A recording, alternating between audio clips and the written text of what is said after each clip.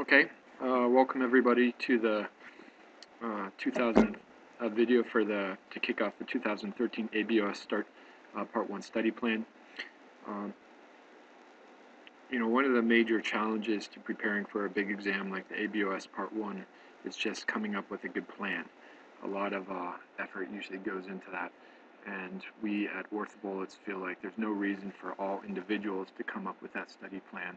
We might as well create one plan that applies to everybody. So that's what we did. We created a study plan which is really directed at people preparing for the ABOS Part 1, which is on July 11th, 2013. As everybody knows, the study plan, is effective for other types of exams, and we'll talk about that a little more in a second. So we at OrthoBullets believe that repetition is very critical in terms of learning, and therefore we have designed a study plan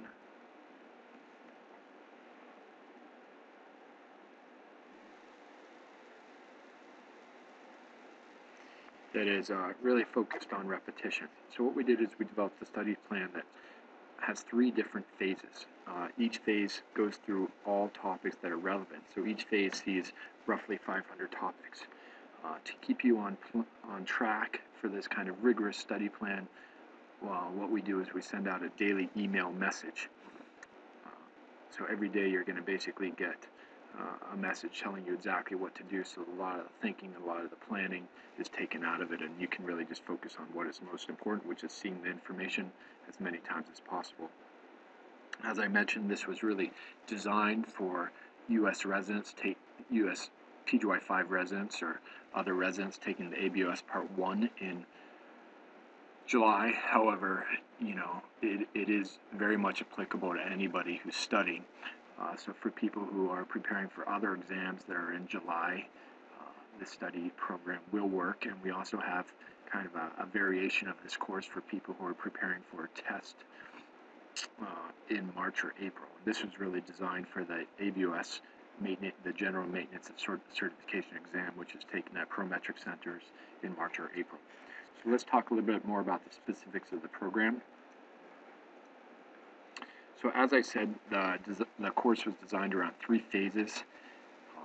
Each phase goes through all roughly 500 topics, which you're responsible for on the ABOS. And when I say you're responsible for it, I mean those topics have showed up in the past or on the OIT. So phase 1 is approximately 85 days. In order to get through all 500 topics, that means you're going to have to see about 6 topics per day and do all relevant questions. In phase 2, it is not as long. It's 60 days. That means you're going to see 6 topics a day and do all relevant questions. And then in phase 3, it's 37 days. So you're going to be looking at 13 topics a day. And as you can imagine, this is a lot of information to review. But the idea is that you use the OrthoBullets platform. You do it quickly between cases. When you have small periods of time between writing notes in the hospital, you get through all that information. So this is what it looks like, the 3 different phases. So in phase 1, as I said, it's 85 days, and we review 510 topics. It begins tomorrow, January 2nd. And then phase 2, as we mentioned, is 60 days where you're going to review 480 topics. Each of those phases, you do all relevant questions, which approximates several thousand questions. There's approximately, on average, 3 questions per topic. So you can imagine that you're going to be looking at 2,000 to 3,000 questions with each phase. So phase 1 and phase 2, we break it down by specialty. So you can see here, first you go through trauma, which is 8 days. You see 6 topics a day. Then spine, which is 8 days, 6 topics a day. And in phase 2, you do the same thing. You go through the 10 different specialties: trauma, spine, sports, peds, recon, hand, foot and ankle, path, basic science, and anatomy. On phase 3, which is really the high yield review, where you're just trying to refresh your memory, we don't break it down by specialty, and that's because when you take the test, you don't see all trauma questions and then all spine questions. They come at you randomly, and for that reason, we we do that last phase to mimic that, where all the questions come at you randomly. So on any given day, you're going to see topics from different specialties. So what we did is we broke down all the topics into individual days. We did it in a way so we basically had to distribute the questions. Some topics are are tested more often than other topics. For instance, acetabular fractures has something like 22 questions. So we don't want to do all the big topics in one day just because it's going to be too much work. So we've distributed the topics so it's a more even load of all the different questions. So really the basis of this study plan is that you're going to get a daily email or a daily message. And this is what the message is going to look like. It's going to tell you what day it is, and it's going to tell you the different topics that you need to study. So for phase 1, when we're doing 6 topics a day, that message is going to tell you the different topics, how many questions, and it's going to provide the link. And the idea is that you're just going to click on this link and you're going to go directly to the topic and review all the questions using the orthobullets vector learning technique, which I think you should all be familiar with by now. So for each message, you're going to see a series of different topics which you're supposed to review. So here you see evaluation, femoral neck fractures, vertebral triad, Galeazzi, GSWs, brachial plexus injuries. And then at the bottom, it gives you one abstract. Now we all know that the same abstracts often appear on these exams, and there are, quote, historical or important studies that different orthopedic organizations really want you to focus on, and going to the literature, as we know, is all very important. Being familiar with that literature is really, the essence of evidence-based medicine, which we all need to move towards. So every day we're going to include a high-yield abstract that has appeared on OIT multiple times, and you should just focus on learning that. So the way the course works is we have created the ABOS Part 1 study group using the study group function. Every day we are going to post a message on that wall within that group. Now, if you are a member of that group, that message is going to automatically go to your message inbox. So it's very important, if you want to participate in this course, you need to join that group. And if you don't join that group, you're not going to get email notifications. So this is what the group looks like. So in order to join the group, this is what you want to do. You're just going to click the link this is a public group. I'll show you how to find this group. And you just click this group here. Again, you must be a member of this group to get the email notifications. Now, how should you study for this test? We believe that about 60% of your effort should be spent on orthobullets. Orthobullets is not the only learning resource out there, obviously. There are other wonderful resources, both by the Academy, both by other publishing companies, for instance, Mark Miller.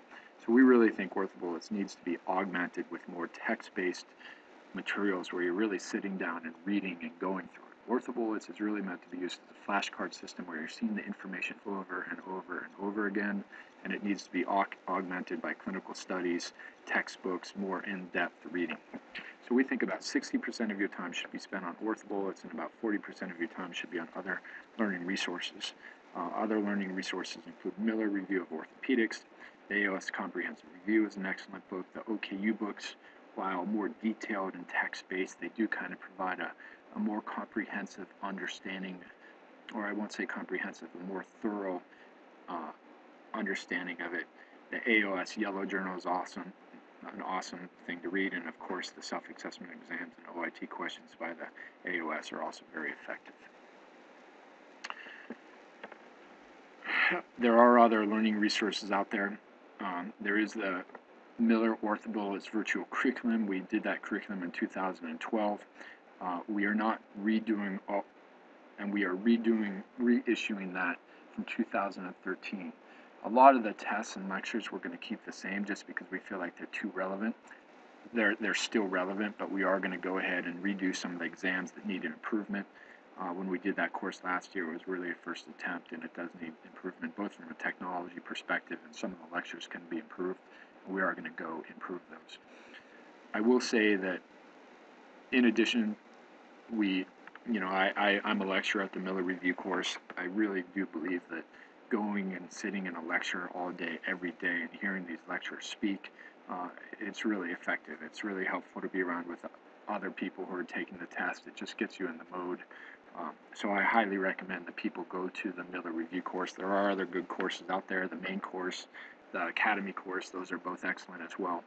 unbiased. I'm a lecturer at the Miller Review course, and we have some exciting things planned for this year. So I think it's, again, as it always has been, an excellent course. And if I were to do this again, I'd be going to the Miller Review course. I will say that the 2013 ABOS Part 1 study plan, it is for free for anybody who wants to get involved. However, the Miller OrthoBullets virtual curriculum is not for free.